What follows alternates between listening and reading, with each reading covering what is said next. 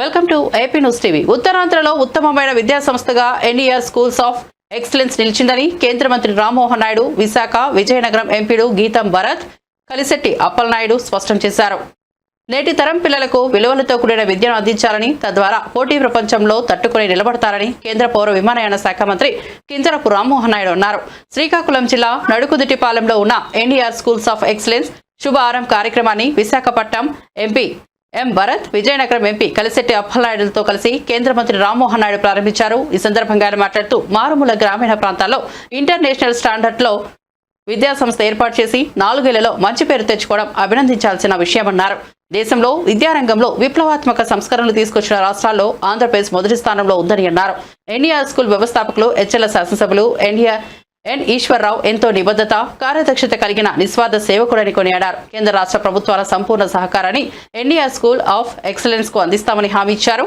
నేటి పోటీ ప్రపంచంలో మానవీయ విలువలు కానరాని సమాజంలో ఎంతో వ్యయ ప్రయాసాలకు వచ్చి విలువలతో కూడిన విద్యను అందించే ఎన్ఈఆర్ అందరికీ ఆదర్శనీయుడని కేంద్ర మంత్రి అభివర్ణించారు. అంతకన్నా ముందు ఎన్ఈఆర్ పాఠశాల పిల్లలు ప్రదర్శించిన సాంస్కృతిక కార్యక్రమాలు ఆహుతులను ఎంతగానో ఆకట్టుకున్నాయి. దేశభక్తిని ప్రేరేపించే గీతాలు పాడుతూ నృత్యం చూసిన చిన్నారులకు కేంద్ర మంత్రి రామ్మోహన్ నాయుడు అభినందించారు. ఈ కార్యక్రమంలో ఉత్తరాంధ్ర జిల్లాల పరిధిలో ఉన్న పలువురు ప్రముఖులు, ప్రజాప్రతినిధులు, అధికారులు పాల్గొన్నారు. Welcome our special guest Sri Mattumeli Sri Bharat garu, member of Parliament Visakhapatnam, Parliament Vijayanagaram, and we welcome our guest the Maharadalaki.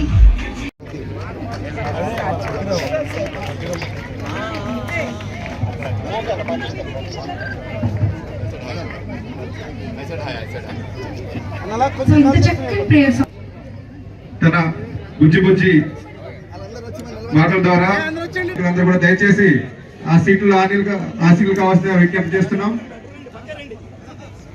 దయచేసి పక్కకి 9th and 11th class students రాబోతున్నారు. ప్రణవాలయ సాంగ్ ని మనందరి కోసం పర్ఫార్మ్ చేస్తున్నారు. As a welcome song I would like to welcome grade 9th and 11th students onto the stage. అలాగే అక్కడ బయట ఉన్న వాళ్ళందరూ కూడా గ్యాలరీ లోపలికి వచ్చి కూర్చోవాల్సిందిగా ప్రతి ఒక్కరికి మనం చేస్తున్నాం. It's a kind request. దయచేసి సైడ్ నిల్చున్న వాళ్ళందరూ కూడా చైర్స్ లోకి వచ్చి కూర్చోవలసిందిగా కోరుచున్నాం. ప్లీజ్. ఎన్ఈఆర్ స్కూల్ నాకు తెలుసు కష్టకాలు. సో ముందు పెద్దలు వచ్చారు, వారిని ఒకసారి ఆనంద చేయాలి. మనందరికీ ఇష్టమైన వ్యక్తి గౌరవనీయులు స్వర్గీయ ఎర్రమనాయుడు గారు బిడ్డ, మనందరికీ బిడ్డగా అనుకునే భావించే చాలామంది ఇక్కడ ఉన్నారు. వారు ఈరోజు భారతదేశంలోనే ఒక ఐనాక్గా కేంద్ర మంత్రిగా కాకుండా మన మంత్రిగా, మన తెలుగు మంత్రిగా చాలా పేరు ప్రతిష్ట సంపాదించుకున్నారు. వారికి అవకాశం ఇచ్చిన పెద్దలు గౌరవనీయులు చంద్రబాబు నాయుడు గారికి, మోడీ గారికి, ప్రధానమంత్రి గారికి ఈ వేదిక ద్వారా వారికి నమస్కరించుకుంటూ, వారికి అలాగే భరత్ గారు, వాళ్ళ తాతగారు మూర్తి గారు, ఇంకో తాతగారు కేంద్ర మంత్రిగా చేశారు. ఆ తాతగారు ఈ తాతగారన్నా చాలా ప్రాణం పెట్టే మనిషి భరత్ గారు. అలాగే మన ఉత్తరాంధ్రలో గీతం యూనివర్సిటీలో, మనకు తెలుసు గీత యూనివర్సిటీ అంటే గుర్తొచ్చేది మూర్తి గారు. వారు వారసుడిగా ఈరోజు వచ్చి సేవలు అందిస్తున్న వారికి, భర్త గారికి, అలాగే తేజని చూసి నేను ఒక అంతరంతో ఉండేవాడిని. కానీ ఇప్పుడు తేజ చూసిన తర్వాత, మాట్లాడిన తర్వాత మన కేంద్ర మంత్రి గారు, భర్త గారు, అలాగే పిల్లల తల్లిదండ్రుల మనసులో, ఇక్కడ వేదిక మీద ఉన్న పెద్దల మనసులో కూడా స్థానం సంపాదించుకున్నాడు భరత్. మన తేజకి, మేడం ప్రిన్సిపల్ గారికి మనస్ఫూర్తిగా ధన్యవాదాలు తెలియజేసుకుంటూ, ఒక ఇన్స్టిట్యూట్ నిర్వహణ ఎంత ఒడిదుడుకుంటుందో నేను చూశాను. 2004లో మన రణస్థానం ఈరోజు ప్రత్యేకంగా ఒక స్కూల్ కార్యక్రమాన్ని ఆహ్వానం పలికిన తర్వాత తనకి విద్య పట్ల ఉన్నటువంటి ఆ ఇంట్రెస్ట్తో మన శ్రీకాకుళం వరకు విచ్చేసినటువంటి విశాఖపట్నం పార్లమెంట్ సభ్యులు శ్రీ భరత్ గారు, అలాగే మనందరిలో ఒకడు స్థానిక పార్లమెంట్ సభ్యుడు, ముఖ్యంగా చెప్పాలనంటే ఈరోజు పార్లమెంట్ స్థాయి వరకు కూడా ఆయన ఆశయం ఏదైతే నిలబెట్టిందో అటువంటి వ్యక్తి మన విజయనగరం పార్లమెంటు సభ్యులు కలిసెట్టి అప్పలనాయుడు గారు, గండి బాబ్జీ గారు, అలాగే సోదర సమానులైనటువంటి స్థానిక శాసనసభ్యులు ఈరోజు ఈ కార్యక్రమానికి ఇంతలాగా మనం చేసుకోవడానికి ముఖ్య కారణమైనటువంటి సోదరులు నడికుంటి ఈశ్వరరావు గారు, తేజ గారు, స్కూల్ సిబ్బంది, ప్రిన్సిపల్ గారి దగ్గర తెలుస్తుంది, నాయకులకి తెలుస్తుంది, నాతో పాటు ఉన్నటువంటి పార్లమెంట్ సభ్యులకి అందరికీ కూడా తెలుస్తుంది. ఏ రోజు ఏ పట్టణంలో ఉంటున్నామో, దేశంలో ఏ కోణంలో ఉంటున్నామో నాకే తెలియట్లేదు. అటువంటిది ఆ బిజీగా సాగుతున్నటువంటి ఆ ప్రయాణంలో 4 గంటలు ఒక దగ్గర కూర్చోబెట్టి రేపు భవిష్యత్తులో భారతదేశం ఎవరి భుజాల మీద నిల్చోబోతుందో, వాళ్ళ శక్తి ఏ రకంగా ఉందో ఒక్కసారి మాకు చూపించినటువంటి ఆ పిల్లలందరితో కూడా చక్కనైన పర్ఫార్మెన్స్ చేయించి ఈరోజు మమ్మల్ని అందరినీ కూడా ఎంతో ఉత్సాహపరిచారు. మేము చేస్తున్నటువంటి కార్యక్రమాలకి, మేము చేస్తున్నటువంటి కష్టానికి ఒక సమగ్రమైన ఒక సంకల్పం అందించే విధంగా ఈ కార్యక్రమాన్ని చేశారు. దానికి కూడా ప్రత్యేక ధన్యవాదాలు తెలియజేస్తున్నాను. ఎన్ఈఆర్ స్కూల్ ఆఫ్ ఎక్సలెన్స్ అని పెట్టుకున్నారు. పర్ఫార్మెన్స్ చూసాం, పిల్లల తాలూకుది ఎక్సలెన్స్ చూపించారు. ఇన్ఫ్రాస్ట్రక్చర్ చూసాం, ఎక్సలెన్స్ చూపించారు. ఫ్యాకల్టీ చూసాం, కేవలం మన దగ్గర నుంచే కాదు దేశ నలుమూలల నుంచి తీసుకొని వచ్చి ఎక్సలెన్స్ చూపించారు. అలాగే వాళ్ళ తాలూకా లక్ష్యం కూడా చూపించారు. అన్నిట్లో కూడా ఎక్సలెన్స్ చూపించి ఈరోజు ఈ కార్యక్రమాన్ని ఇంత ఎక్సలెంట్ గా తయారు చేసినటువంటి మరి నడికుంటి ఈశ్వరరావు గారికి, అలాగే వాళ్ళ తనయుడైనటువంటి తేజ గారికి హృదయపూర్వకమైనటువంటి అభినందనలు తెలియజేసుకుంటున్నాను. పేరైతే ఎన్ఈఆర్ గారు ఈయన పెట్టుకున్నారు, కానీ ఆ పేరు అనక పవర్ ఎవరిదుందో తేజ అనేది ఈరోజు స్పష్టంగా తెలిసింది. 4 సంవత్సరాల్లో ఒక స్కూల్ వాదంతో ఈరోజు శాసనసభ్యుడిగా ఎదిగాడు. దానికన్నా ఇంకేమైనా పేరు తెచ్చుకోవాలా? అయినా సరే ఆయన గుండెల్లో తల్లిదండ్రులు ఉన్నారు, వెనుకబడినటువంటి కుటుంబాలు ఉన్నారు, వాళ్ళ భవిష్యత్తు ఉంది. ఆ పిల్లల తాలూకా భవిష్యత్తును చూసుకున్నాడు.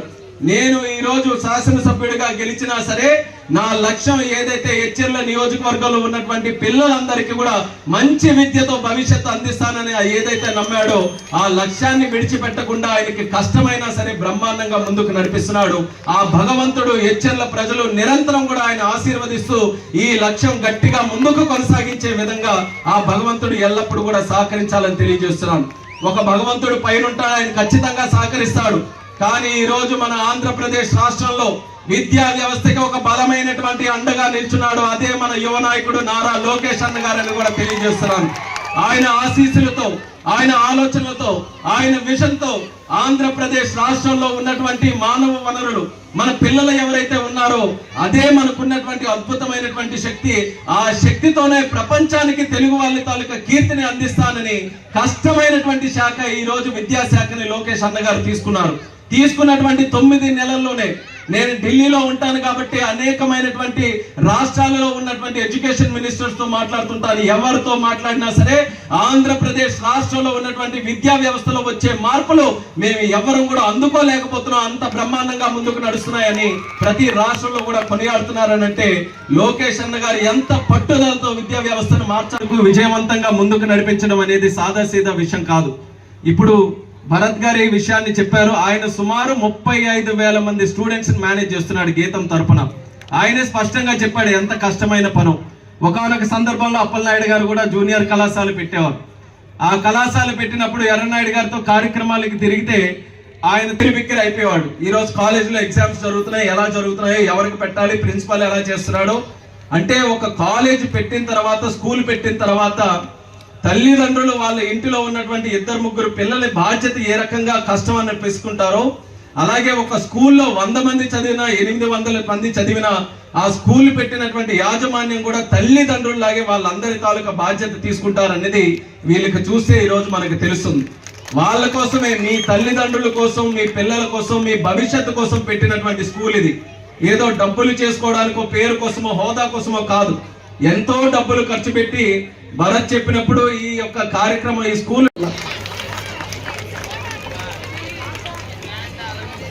6వ తరగతికి వెళ్ళి ఏబిసిడీలు నేర్చుకున్నాను.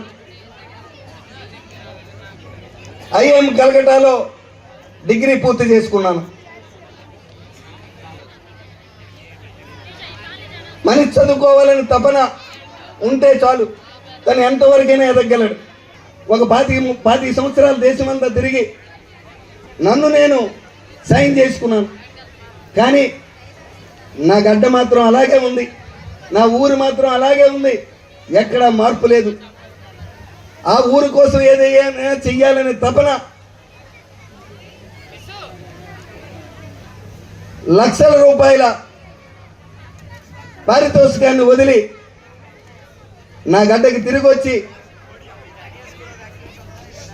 నా తల్లిని సర్పంచ్గా, నా అనుచరులను ఎంపీటీసీలుగా, నా భార్యను సర్పంచ్గా కష్ట నష్టాలకు ఒడ్డడి పోతావా లేదా ఈ గ్రామం నుంచి, లేదా సూచే చంపేయమంటావా అని ఆర్డర్స్ ఇస్తే నన్ను నమ్ముకున్న నా ప్రజల కోసం